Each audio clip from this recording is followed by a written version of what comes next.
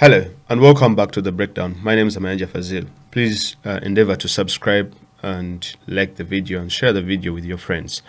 Now, there is this story that surfaced, I think, in March 2021, this year. It's about Uganda launching a satellite in space and doing a couple of things here and there. What is happening is that when they launch a satellite, it goes in space, orbits, and then it has to communicate with a particular facility on ground. Now, the equipment that is going to go in space is going to be launched in Japan, and that is where it's being developed.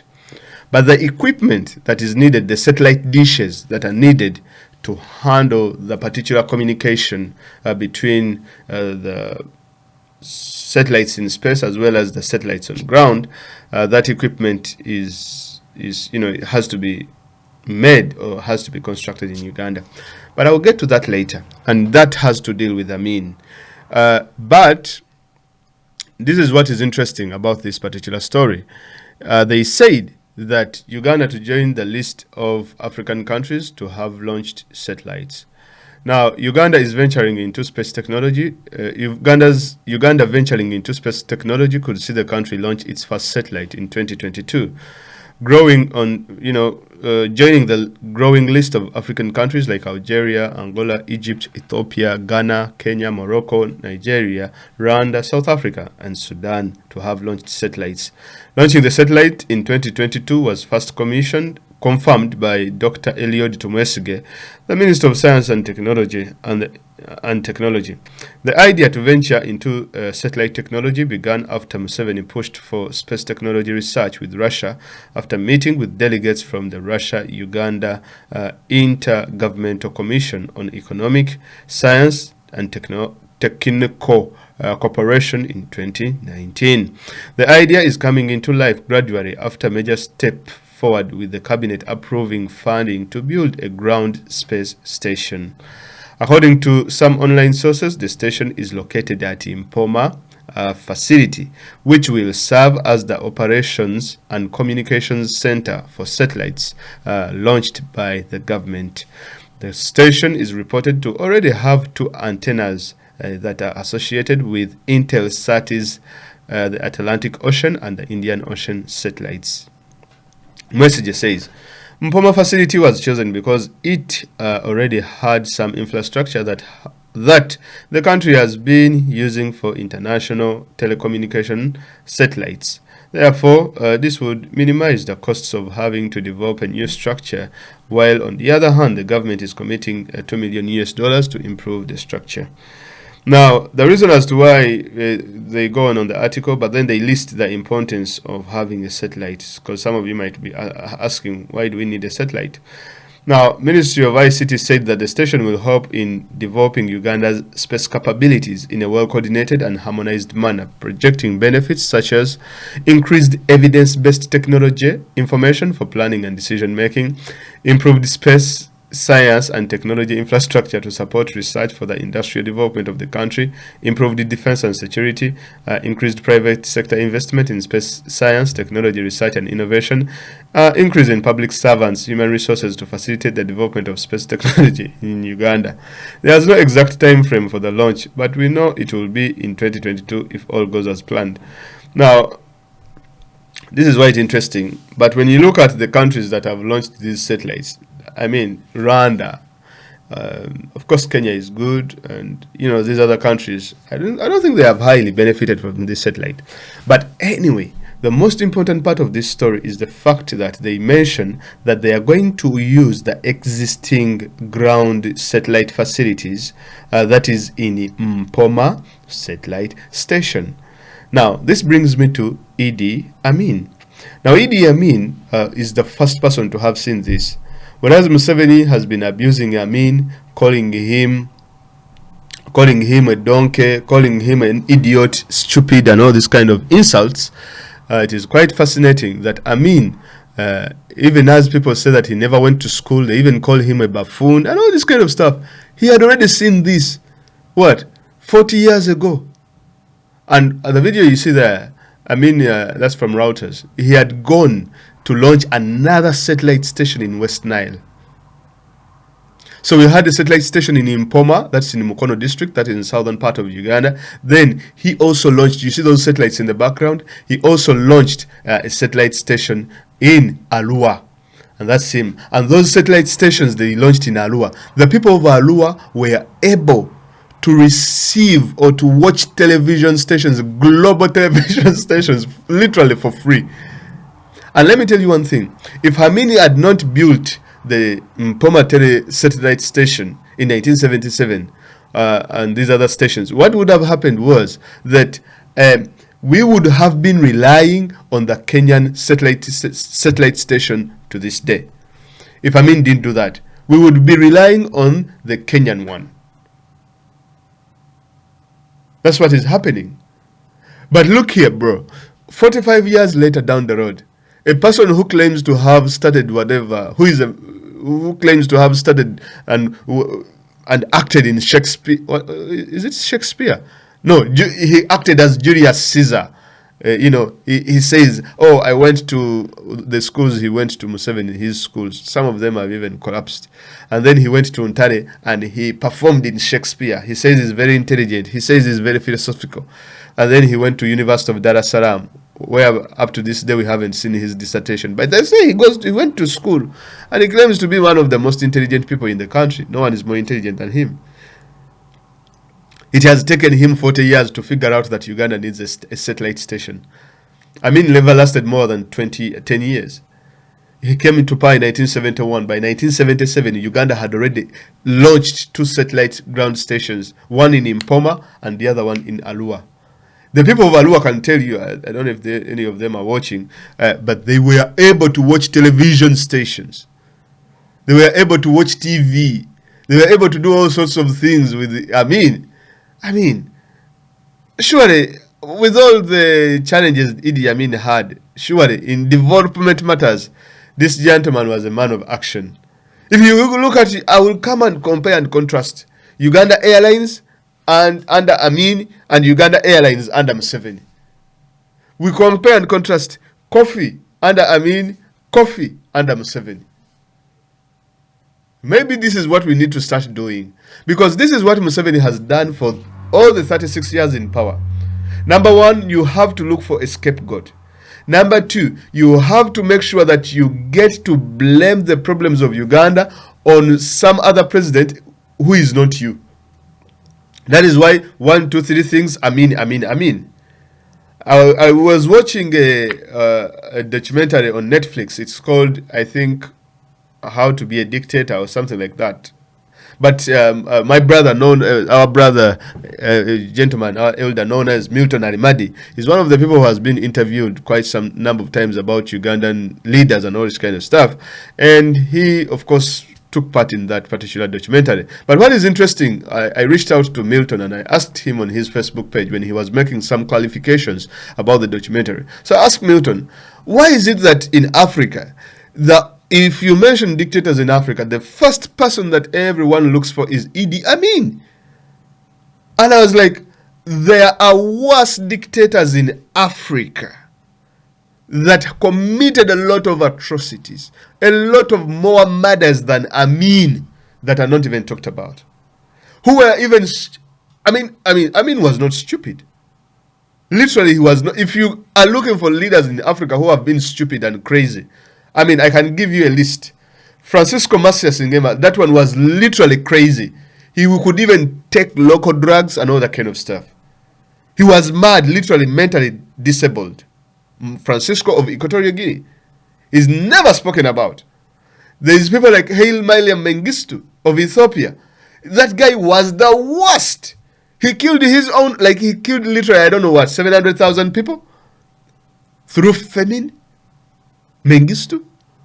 You have people who are crazies like the Bokassa, John Bodel Bokassa, who crowned himself as Emperor Napoleon with a lot of pomp and extravagance. No one ever talks about that gentleman. What's his name? Bokassa. But everyone goes after Amin. Do you know why Amin is the easiest target amongst dictators?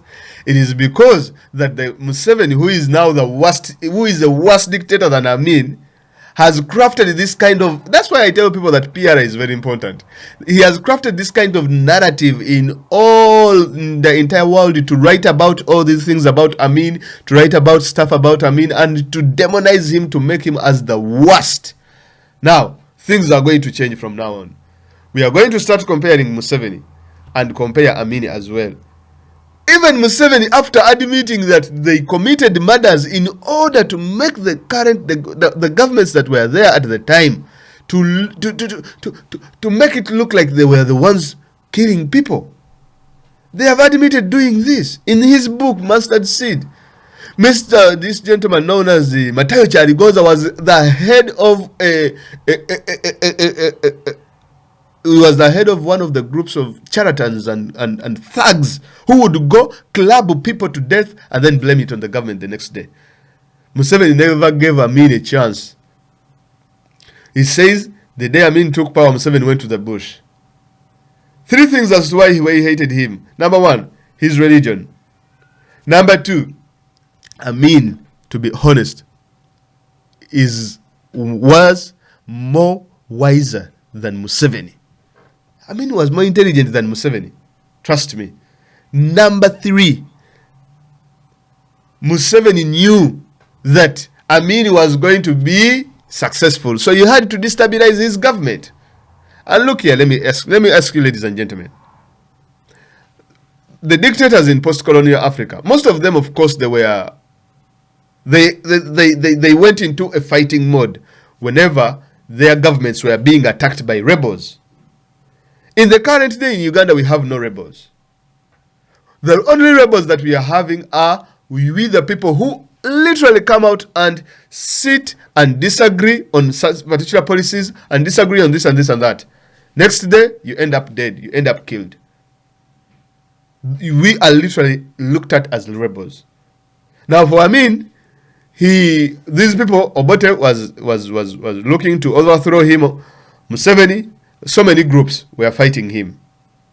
So he had to fight at very many fronts. And I'm not trying to say that, okay, we are supposed to put away the atrocities he committed. No, for the atrocities he committed, we have to admit. But then, because Museveni has made a very big PR campaign, he has tried to demonize him and make sure that, oh, no, Amin never did anything. If Museveni had a chance, he would even raise each and every Amin's achievement to the ground so that he could put out his own. You cannot compare the education system under Amin and compare it with the one under Museveni. Look here, Museveni in the Mustard Seed, he says that they went out there in the Ruwero area and started stealing medicine from the people. They started stealing and capturing doctors, kidnapping them, taking them to the bush in order to make sure that they treat them. What does that imply? It implies that there was medicine in hospitals as far as the Ruwero and all these other places where they fought from. It means that the doctors were even there. It means doctors were there. Because why would they go and rob a hospital that has no medicine or has no doctors? Do you get the idea?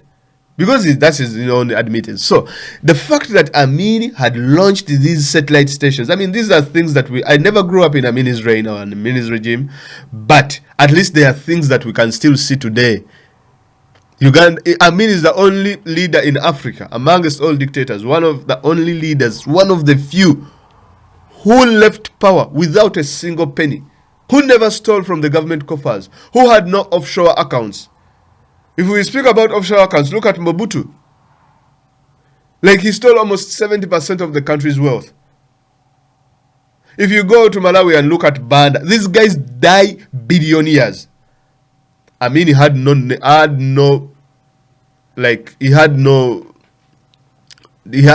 check to his name by the time he was dead. There's no riches of him. You couldn't say that, oh, those were that's Amin's building, those were Amin's houses. The same could be said even for Bote, maybe. But it is Museveni today that it is blatantly is out there stealing from the people. So this was Amin launching the satellite station in Alua. Now this is according to Reuters. The Reuters said that President Idi Amin opens a new satellite station and attacks the Western media and their reports of African affairs. And this was on the 8th of November 1977. I don't know why the people of Alua do not, these things should be brought out to the world, for the world to see. Now, Amin said, in order to perpetuate their exploitation, the imperialist media agents have always tended to twist news items from Africa. This is Amin talking about fake news before even fake news happened. So as to suit their case. As to them, news from Africa is not news unless it has a negative element in it. And these were, by the way, these words are verbatim to that video I'm playing. They display Amin as a fool that he could never speak English, but he could speak English that is anyone could understand. Even where obvious achievements have been more prominent than the negative side, the news media have slanted the new to look as if no progress has been made. In certain cases, created fact news and reported it as correct to mass media. This they have done in order to continue earning large sums of money accruing from false reports at the expense of our people. President Amin said that Alua station made it possible for Uganda to communicate directly to the rest of the world. He predicted that the Western mass media would try to obstruct the establishment of Pan-African News Agency to stifle the voice of the people. But they wanted this agency to work in close cooperation with other media. So he's like, okay, guys, you're spreading fake news on me. Well, no problem.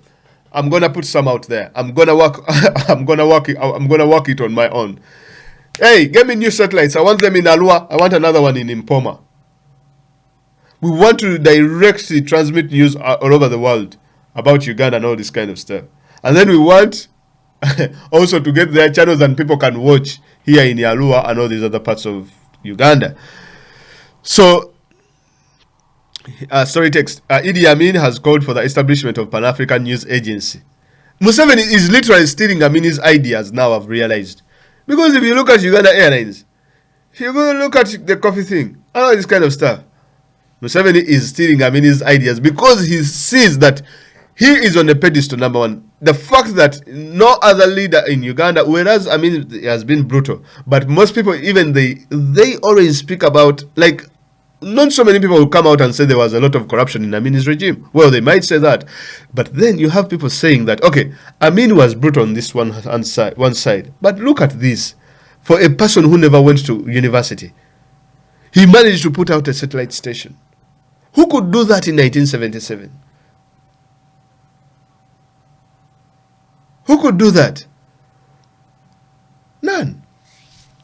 And suggested it set up its headquarters in Uganda. Speaking at the opening of the conference of the Organization of African Unity Information Ministers on Monday, President Amin also attacked the Western and Zionist mass media. He said the delay in establishing a Pan-African News Agency had exposed Africa to the unscrupulous machinations of the imperialist and Zionist media. President Amin added that many conflicts among African states had been caused by false media reports. Synopsis: The conference was held at Alua, about 220 miles northwest of Kampala, the Ugandan capital, and close to Zaire's Congo border. Kororo Hill, blah, blah, blah, blah. President Amin was officially to open the same day. Alu tribal dancers greeted the delegates.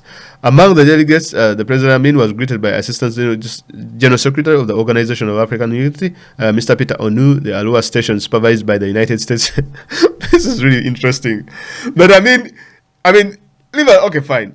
Like, he could blatantly, you see, Museveni he wants to be an Amin wannabe, bashing these white people in front of the world and all this kind of stuff, because that's what Amin also did. Like, he's like, the Alua station, supervised by the United States personnel, is equipped for television, radio telex, and telephone transmissions. It has 2 dishes, one linked with a satellite over the Indian Ocean, and the other for transmissions throughout Uganda. Among the guests were President Amin's wife, Sarah, and son, Moses. Now, that is really very fascinating. And that's the video. Can you imagine taking the OAU delegates in Arua? All AU delegates. I mean, it's like, so this means that the roads were good. You could easily someone could easily be transported from Arua. Someone could easily be transported from Kampala to Arua. It means that the place was secure. It means that there was now, there was peace in the area. And the fact that they used roads, the gentleman used the road. No aeroplanes for AU delegates. And you can look at the tents. I mean, that is really funny. Not funny, but it's really fascinating to me that Museveni, 40 years later, all of a sudden he remembers to build a satellite in Uganda and to renovate the existing ones. These are things that had already been done by Amin. So Museveni literally stole Amin's idea. I mean, what a world we live in today. For a Museveni who is all the time abusing the guy and saying he's a buffoon, he's a crook, he's a thug, he's this and that, he has never done anything for Uganda. My God. Museveni, he just hates it that Amin was better than him. He only beats him in one area: brutality, corruption, murders. In that area, Museveni beats him. Look at the way in northern Uganda. I don't know why these people are concentrating on giving us Amin. I mean, there are like gazillions of Amin documentaries all over YouTube and everywhere. But there is no documentary about people like Mengistu. There is no documentary about the Bokasas, the Ngemas, the Musevenis. None. It's really sad. Well, Mr. Idi Amin, thank you for the satellite. All of a sudden, a dictator comes to power in 1986 and realizes 35 years later that he needs a satellite. Well, the irony is quite interesting. Anyway, that's it. Thank you very much for listening, and let's meet in the next one. I hope you're enjoying the breakdown, and yeah, have a blessed day.